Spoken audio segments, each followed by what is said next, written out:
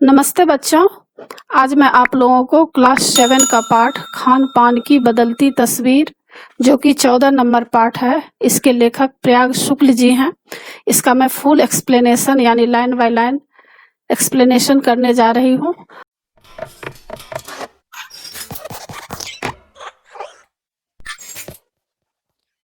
बच्चों, क्लास 7 वसंत और क्लास 7 बाल महाभारत कथा का इम्पोर्टेंट नोट्स और टेक्स्ट बुक का पीडीएफ फाइल डाउनलोड करने के लिए इस वीडियो के डिस्क्रिप्शन में दिए गए प्रोसेस को फॉलो करके आप आसानी से पीडीएफ फाइल डाउनलोड कर सकते हैं। और इससे पहले बच्चों, आपके क्लास का मैं बहुत सारा वीडियो बना चुकी हूँ, लगभग आधा से अधिक मैं बना चुकी हूँ। और व्याकरण जो है उसको बहुत ही आसान रूप से मैं बनाई हूँ, जो कि आप एक बार पढ़ेंगे तो आपको समझ में आ जाएगा। तो उन सबको देखने के लिए आप ऊपर दिए गए आई बटन पर क्लिक करके देख सकते हैं, या नीचे दिए गए डिस्क्रिप्शन बॉक्स में देख सकते हैं, या प्लेलिस्ट में जाकर देख सकते हैं। और आप बच्चों जो भी चैप्टर पढ़ना चाहते हैं उस चैप्टर का नाम लिखकर उसके आगे मेरे चैनल का नाम लिखिए। देवजनागरी स्पेलिंग है DEVZ स्पेस देकर NAGRI, और यूट्यूब पर सर्च कीजिए, आपको वह चैप्टर आसानी से मिल जाएगा और आपकी पढ़ाई आसानी से हो जाएगी। और आप मुझे इंस्टाग्राम, फेसबुक और ट्विटर पर भी फॉलो कर सकते हैं। तो बच्चों, शुरू करते हैं खान पान की बदलती तस्वीर। तो इसमें लेखक बताया है कि आज खान पान की बदलती हुई तस्वीर लेखक को नजर आ रही है। यानी पहले जो खान पान हुआ करता था, एक अलग तरह का खान पान हुआ करता था, और अभी जो है उसमें बहुत कुछ बदलाव देखने को मिल रहा है। तो इसके बारे में लेखक यहाँ बता रहे हैं कि भले ही वह स्वास्थ्य के लिए अच्छा हो नहीं हो, लेकिन आज लोग क्या कर रहे हैं, विदेशी नकल कर रहे हैं। लोग, आज के युवा वर्ग जो है वे लोग क्या कर रहे हैं, विदेशी नकल कर रहे हैं। विदेश में जो चीजें बनती है उसको अच्छा समझते हैं, और अपने देश में जो चीज बनती है उसको समझते हैं कि यह ऐसे ही साधारण चीज है। तो क्या हो गया, पिछली मतलब बाहरी संस्कृति, दूसरे देश की संस्कृति को आज के युवा वर्ग, आज के जो लोग हैं अधिकतर उस संस्कृति को अपना रहे हैं। भले ही वह स्वास्थ्य के लिए अच्छा हो या नहीं हो, लेकिन अपनी जो संस्कृति है, अपना जो एक खान पान हुआ करता था, उसके बारे में आज लोग भूलते जा रहे हैं। तो लेखक को इस बात से दुख हो रहा है कि ऐसा नहीं होना चाहिए। अपनी संस्कृति के तहत जो खान पान है उसको भी अपनाना चाहिए। तो इसके बारे में इस पाठ में दिया हुआ है। तो इसमें लिखा है कि पिछले 10-15 वर्षों में हमारी खान पान की संस्कृति में एक बड़ा बदलाव आया है।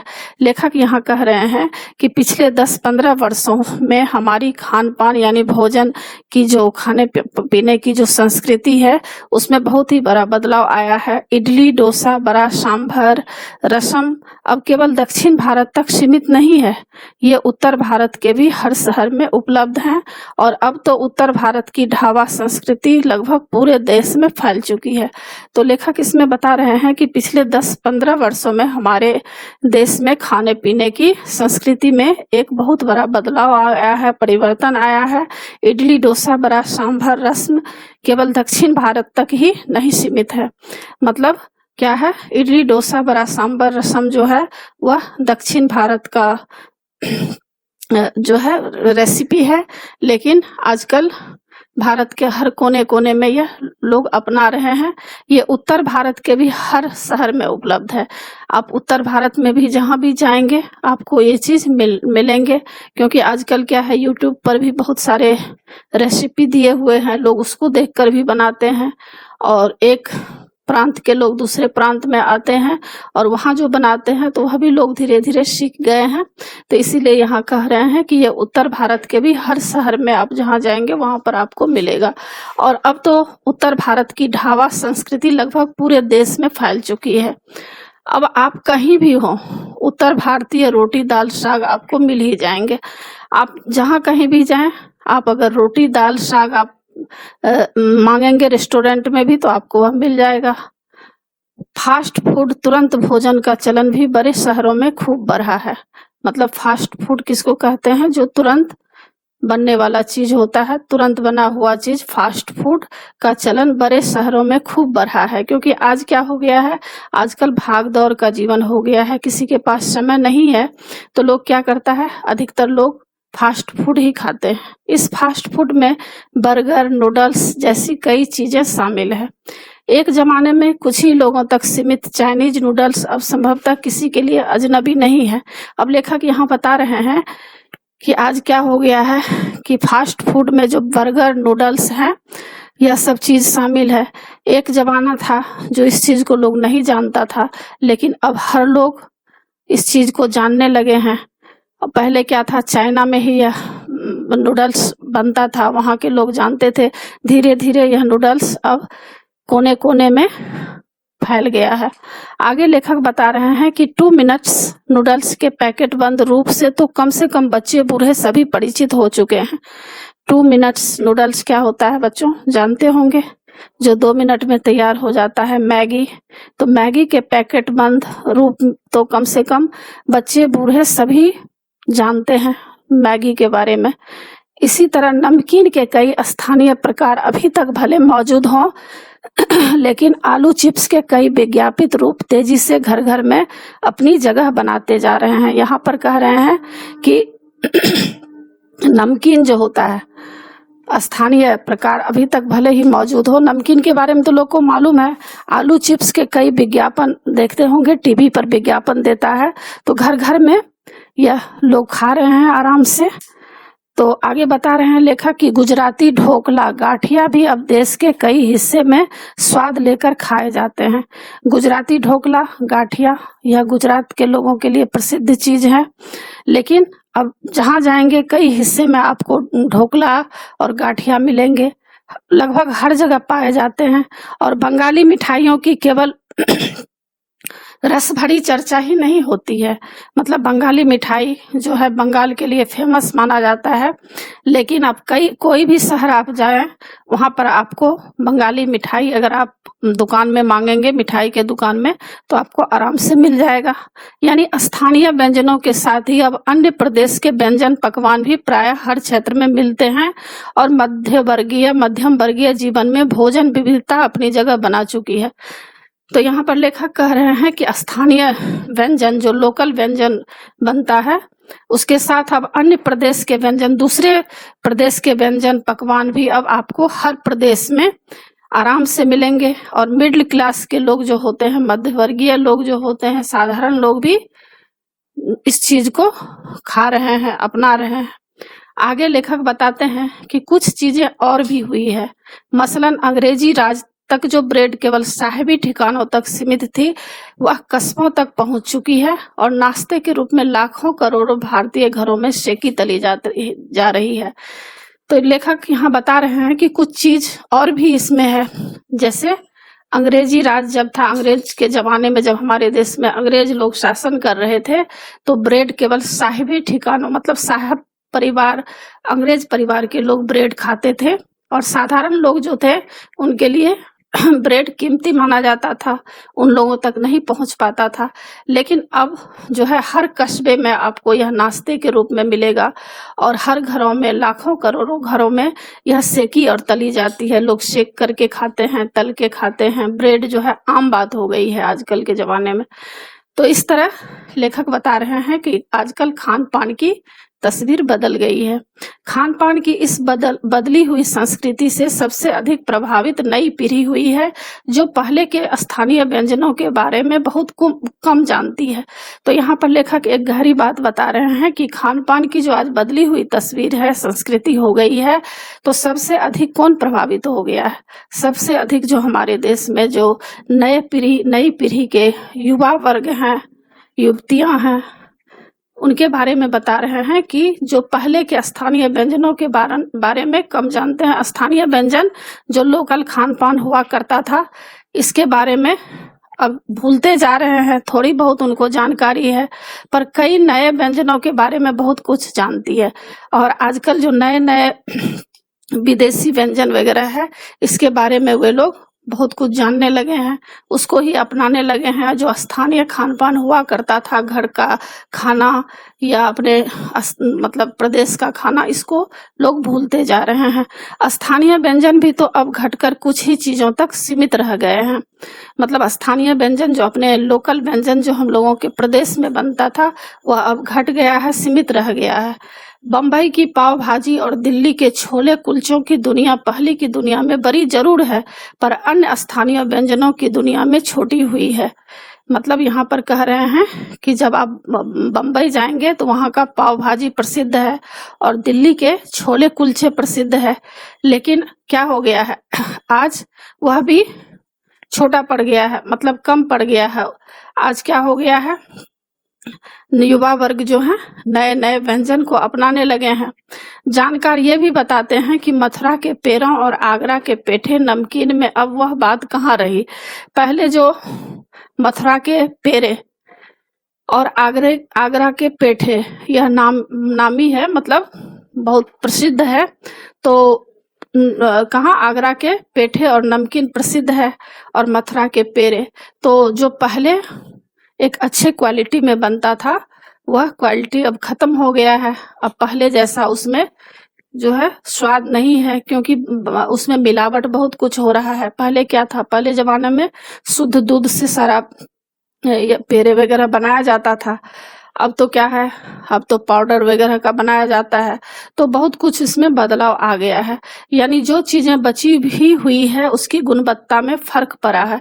यानी अभी जो कुछ भी बचा हुआ है उसके क्वालिटी में भी अभी फर्क नजर आ रहा है। फिर मौसम और ऋतुओं के अनुसार फलों खाद्यान्नों से जो व्यंजन और पकवान बना करते थे, उन्हें बनाने की फुर्सत भी अब कितने लोगों को रह गई है।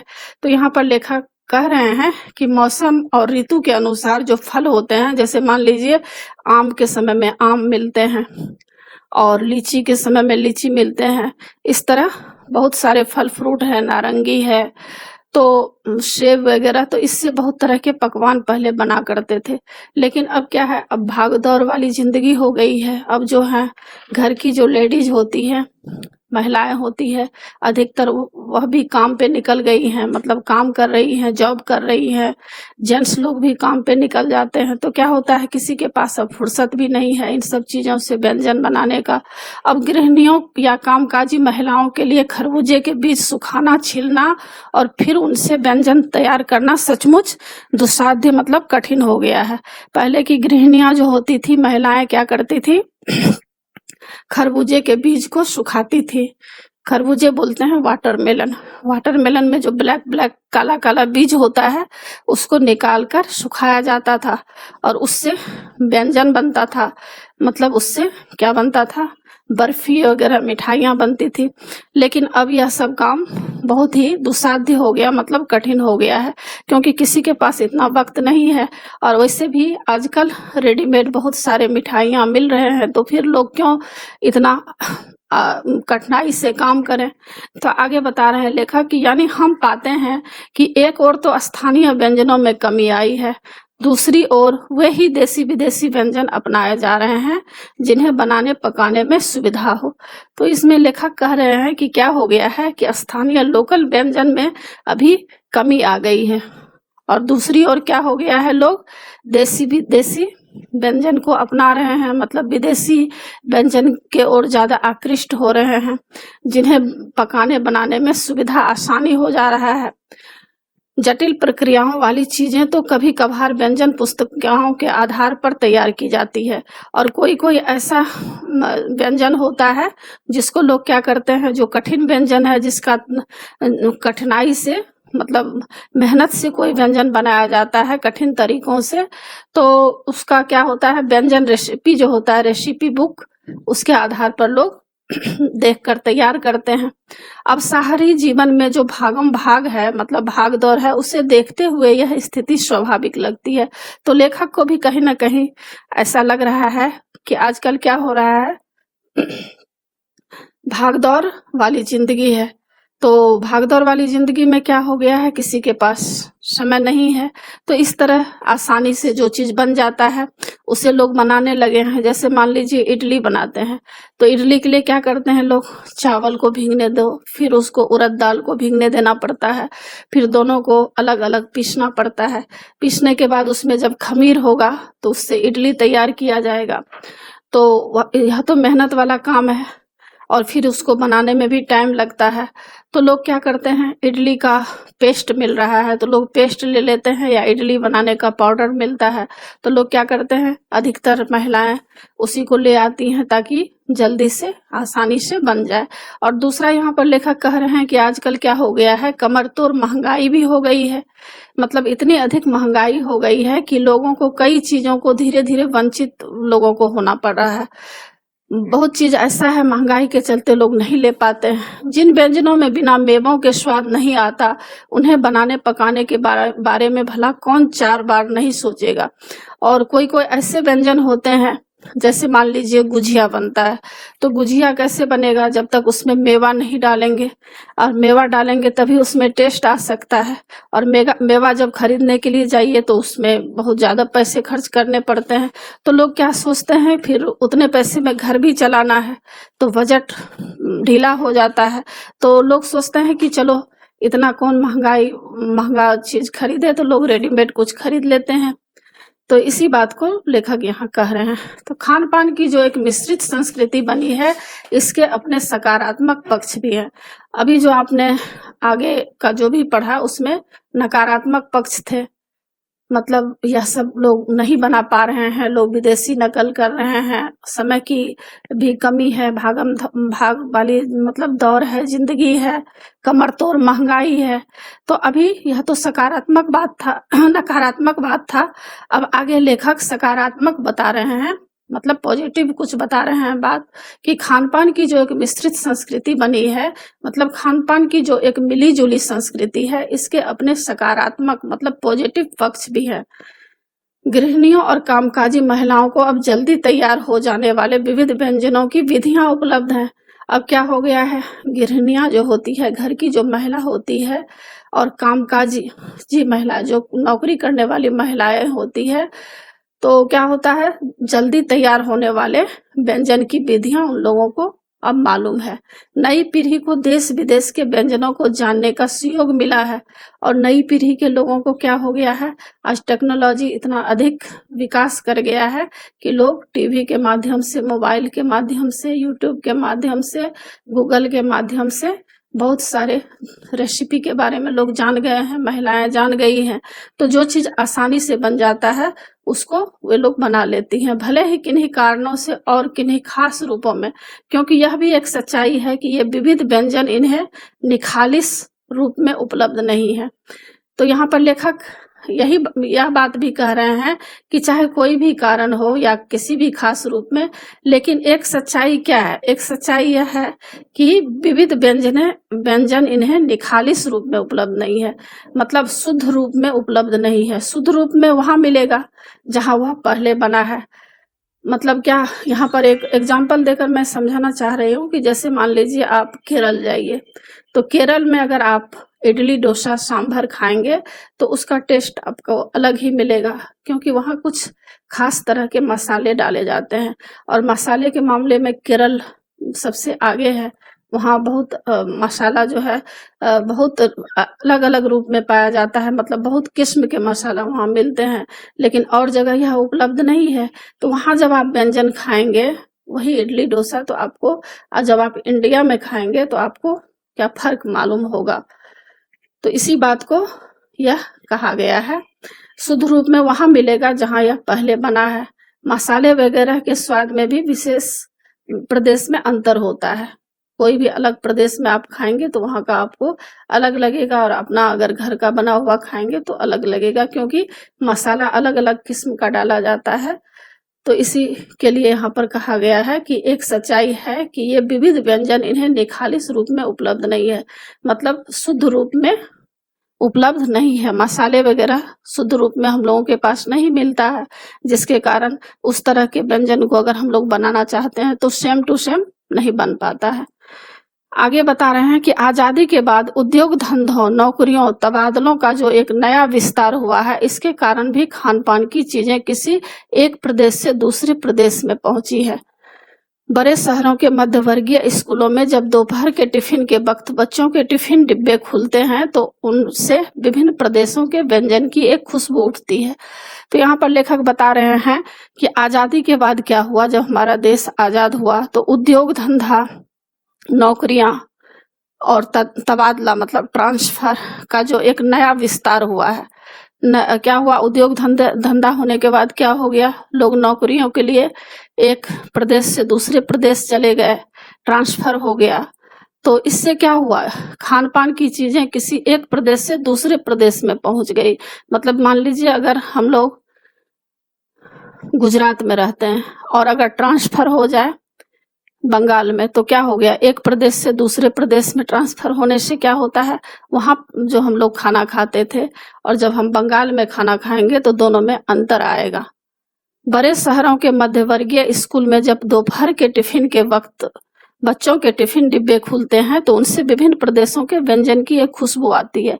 और बड़े शहर में क्या होते हैं, जो मिडिल क्लास के, जो साधारण परिवार के बच्चे हैं, जब स्कूल जाते हैं और दोपहर के टाइम में जब टिफिन के वक्त क्या होता है, अपना अपना टिफिन बॉक्स खोलकर बच्चे लोग खाना खाते हैं तो सबके टिफिन बॉक्स से अलग अलग खुशबू आती है, क्योंकि अलग अलग तरह के बच्चे खाना लाते हैं, कोई किसी प्रदेश के हैं, कोई किसी प्रदेश के हैं, तो अलग अलग व्यंजनों की खुशबू आती है। आगे लेखक बता रहे हैं कि हम खान पान से भी एक दूसरे को जानते हैं। इस दृष्टि से देखें तो खान पान की नई संस्कृति हमें राष्ट्रीय एकता के लिए नए बीज भी मिल सकते हैं।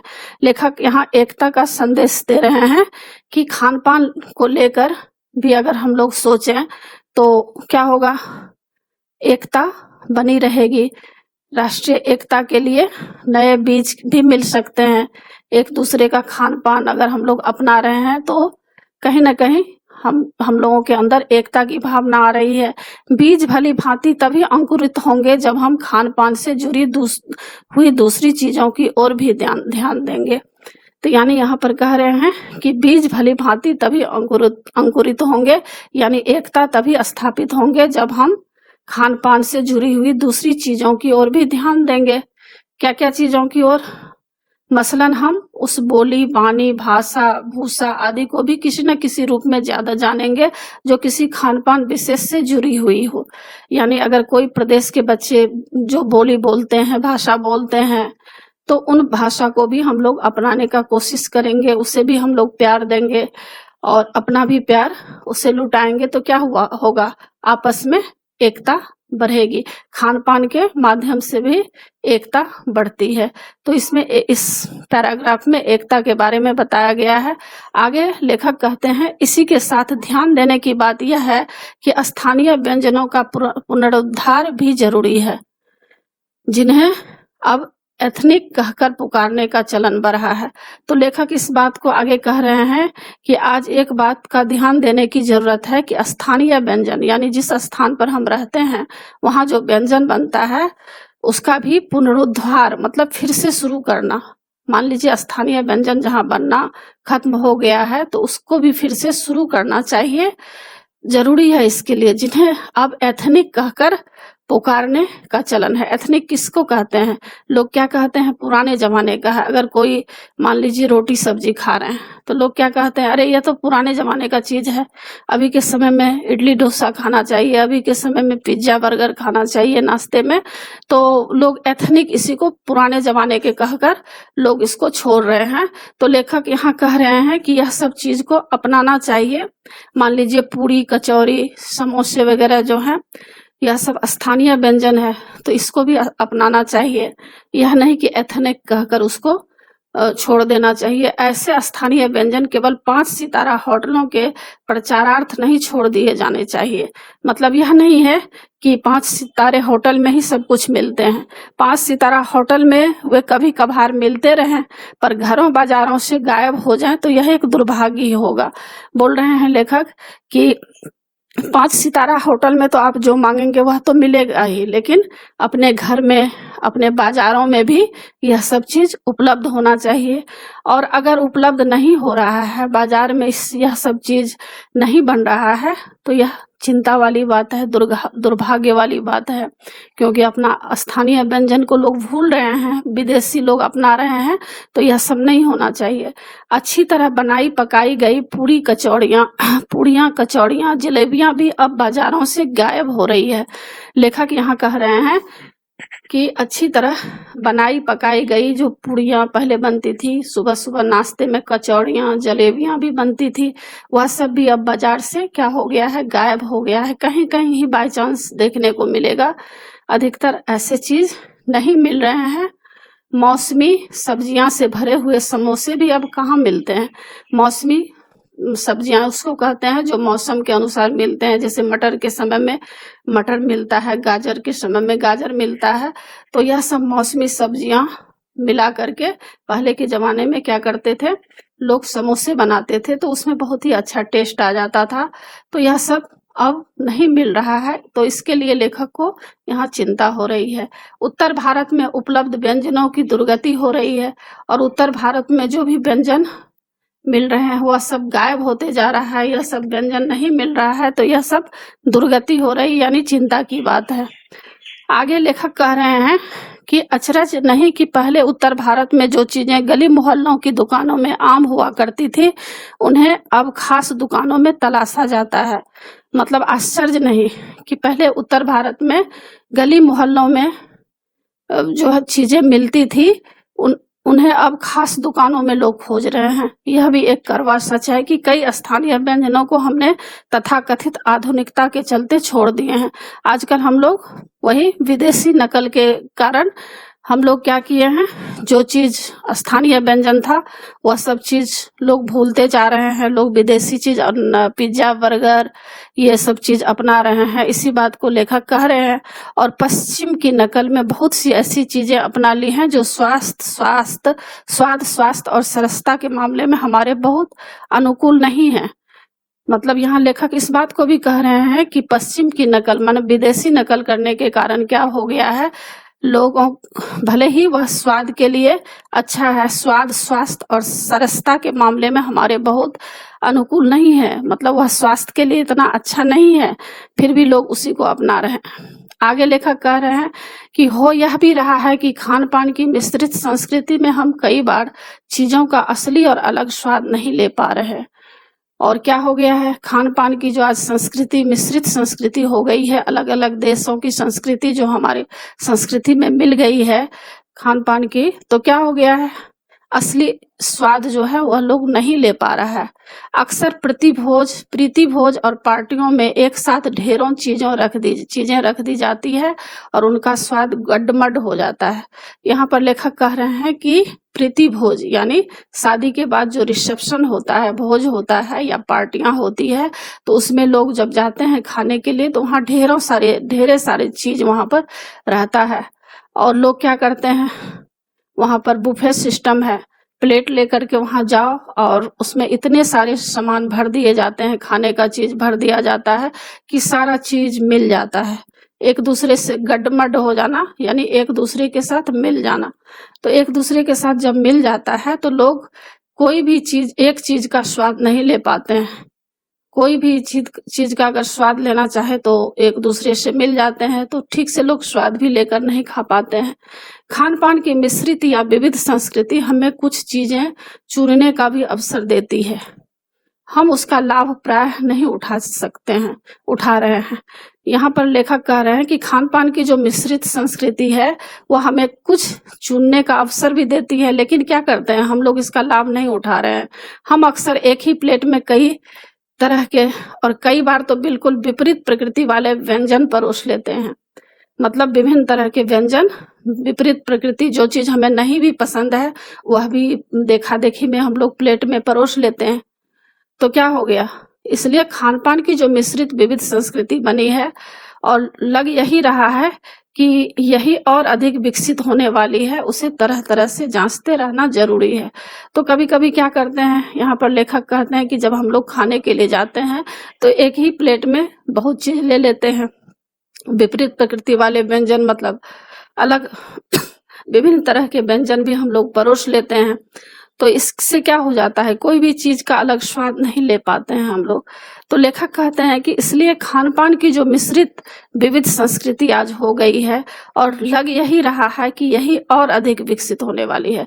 और लेखक को लग रहा है कि यह और विकसित होने वाली यह संस्कृति आगे चलकर और हमारे देश पर, समाज पर हावी होने वाली है और न जाने कितने-कितने चीज़ों का विदेशी लोग नकल करेंगे। तो उसे तरह-तरह से जाँचते रहना ज़रूरी है। यानी जो चीज़ हम खा रहे हैं, वह शरीर के लिए लाभदायक है या नहीं, ताकतवर है या नहीं, वह हर तरह से शुद्ध है कि नहीं, हमें खान-पान की अच्छी तरह से जाँच परख कर खाना चाहिए और हमें अपनी संस्कृति को अपनाना चाहिए। और इस बात में लेखक बार-बार कह रहे हैं कि अपने देश की संस्कृति को अपनाना चाहिए और स्थानीय व्यंजन जो हमारे देश के हैं, उसे अपनाना चाहिए, उसे भूलना नहीं चाहिए।